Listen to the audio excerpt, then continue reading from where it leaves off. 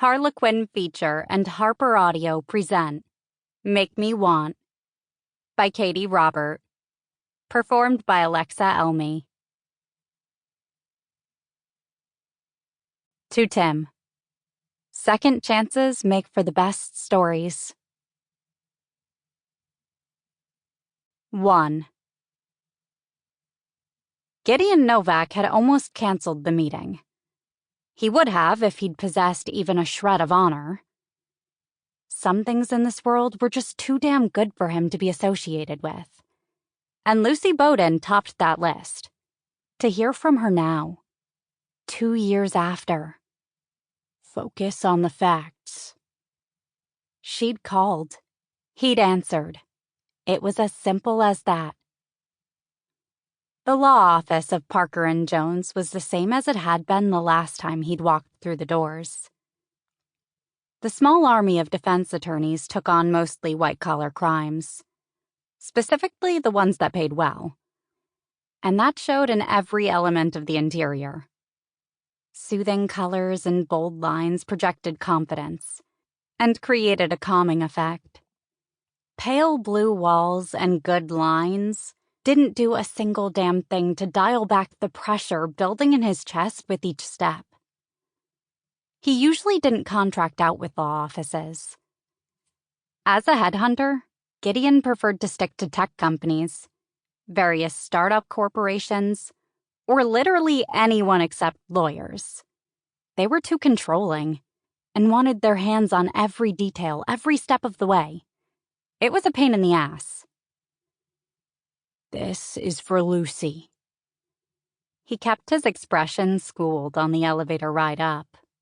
When he'd known her, she was somewhere around floor 6, proving herself by working cases not big enough for the lawyers with seniority to want, but that were too big to turn down. Now she was on floor 19, only a couple below Parker & Jones themselves. She'd done well for herself in the 2 years since he'd seen her last. Really well. The elevator opened into a large waiting room that didn't look anything like an actual waiting room. The more money people had, the more care was required in handling them. And the coffee bar and scattering of couches and trade magazines reflected that. The hallway was guarded by a large desk and an older woman with tasteful gray shot through her dark hair. Surprising. He'd expected a bottle blonde receptionist. Or perhaps a brunette if they were feeling adventurous. But then the woman looked up, and he got the impression of a general surveying her domain. Ah, they'd chosen someone who couldn't be bulldozed, if he didn't miss his guess. Useful to keep unruly clients in line. Gideon stopped in front of the desk and did his best to appear non-threatening. I'm here to see Lucy Bowden. She's expecting you. She turned back to her computer, effectively dismissing him. He spent half a second wondering at her qualifications, and if she was amiable to being poached for a different company, before he set it aside. Stepping on Lucy's toes by stealing her receptionist wasn't a good way to start off this meeting. He'd spent the last week trying to figure out why the hell Lucy would seek him out. New York was rife with headhunters. Gideon was good, better than good.